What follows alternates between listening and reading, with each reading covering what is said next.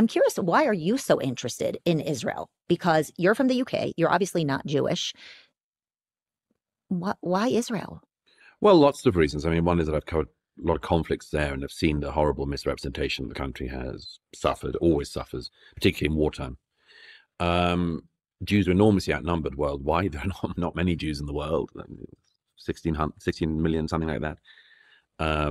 And they're vastly outnumbered. And so misrepresentation of them, particularly misrepresentation of the one Jewish state in the world, is rampant.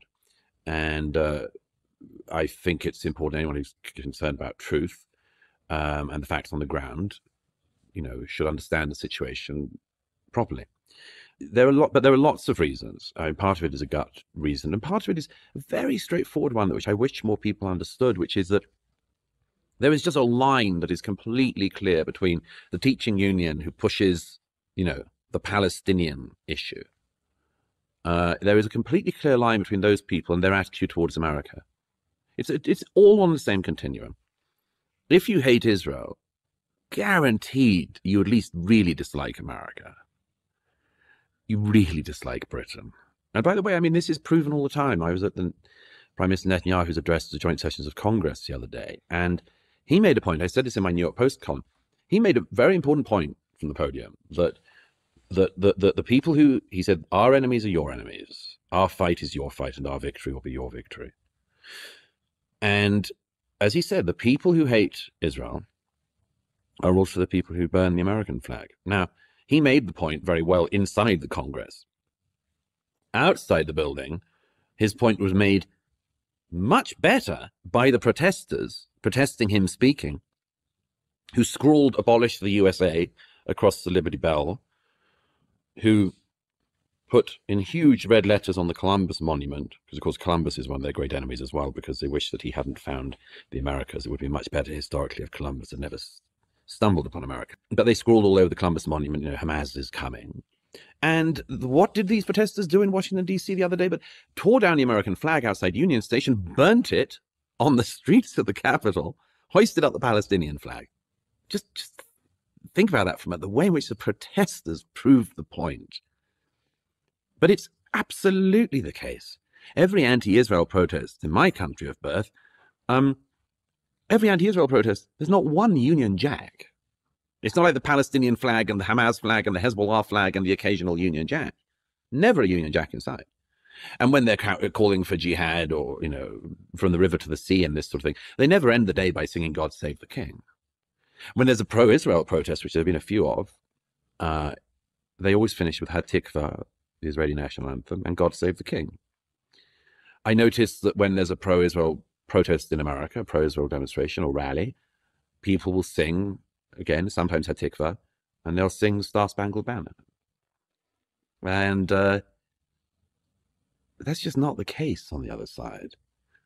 These anti-Israel protesters, the reason they do not sing the American national anthem or wave the American flag, they don't like those things. They don't like this country. And it's just Israel first in their line of sights. Of course, it's America as the main one, as your friend the Ayatollah. He loves me very much.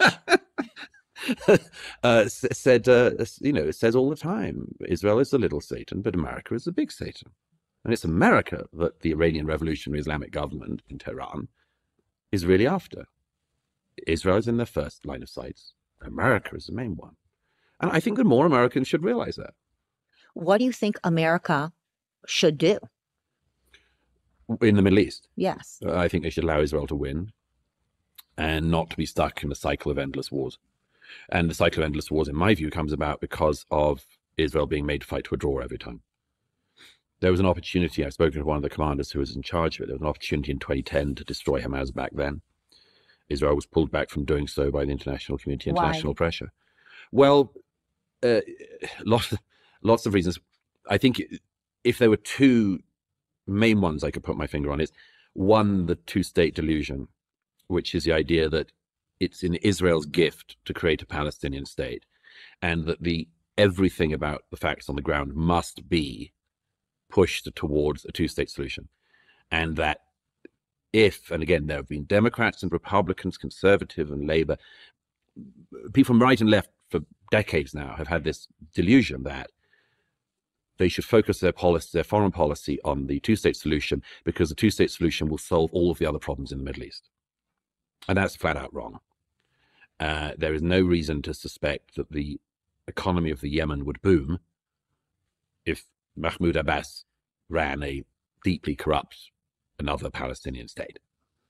There's no reason to think that the Ayatollahs in Iran would suddenly grant Iranian women equal rights and not imprison them if they don't cover their hair, simply because Hamas was running another state in the Middle East. It's a total delusion. Now, there's a case for saying that the Palestinians should have autonomy in certain areas, and if they can have a peaceable state, which they don't bring up their children to try to annihilate the Jewish state, there's an argument for that. But it is a delusion to think that that should be the principal priority of Western policy in the region, and that if it happened, everything would bloom. But the second reason is because there has been a delusion for certainly since the Obama years, and in Britain since the Blair years, that the principal other thing in the region that is to be a priority is the bringing the Iranian Revolutionary Islamic government in Tehran in from the cold. In other words, that the country that since 1979 has been benighted by this appalling brutal Islamist regime, will one day have a moderate. And we can encourage that and deal with that. And that's why whenever a new leader is elected, I say elected. In Iran? In Iran. Oh. They're always called the reforming moderate, you know. Yeah. And of course, you scratch even slightly beneath the surface, and the people describe them as a moderate because they only want to kill most of the Jews, that sort of thing. Not all of them. They don't want to annihilate America now. I mean, it's our definition of moderate shifts a lot when it comes to Iran. The People's Republic. The People's Republic, which is again one of the reliable ones, like with the Democratic People's Republic of North Korea. None of those things apart from North Korea, I think that, but I think this delusion that has taken hold of the Democrats in America and the Conservatives and Labour Party in Britain, among others, and Macron in France, most French foreign policy thinking and European policy thinking, in fact, in recent decades, has been focused on this question. I think it's the wrong thing. I think that the regime in Tehran, as long as it's there, will continue with its stated objectives. It will continue to be deeply anti-Western, will continue to try to destabilize the West and our allies, particularly Israel, in the region. As long as they're there, that's their belief. That's what they want. And so the idea of bringing them in from the cold is just a delusion. Instead, we should contain them, definitely try to bankrupt them.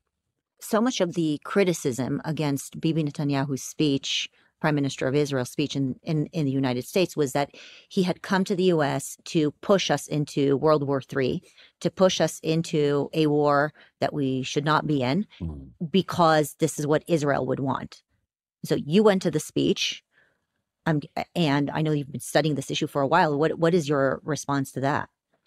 I suppose some people think that. I've seen some commenters say, it's nonsense. What he's trying to do is to rally an international coalition against the country that is destabilizing the Middle East, which is Iran, or the regime in Iran.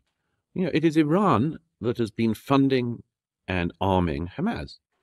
It is Iran that has been funding, arming, and training Hezbollah, that has destabilized Lebanon. It is Iran that has been funding, arming, and training the Houthi in Yemen, which is attacking international shipping lanes, has shot at and hit British naval vessels, among others. Wherever you look in the Middle East, it's Iran that has been destabilizing everything. Now, it doesn't seem to me that Israel should have to keep open all the world's water lanes, among other tasks.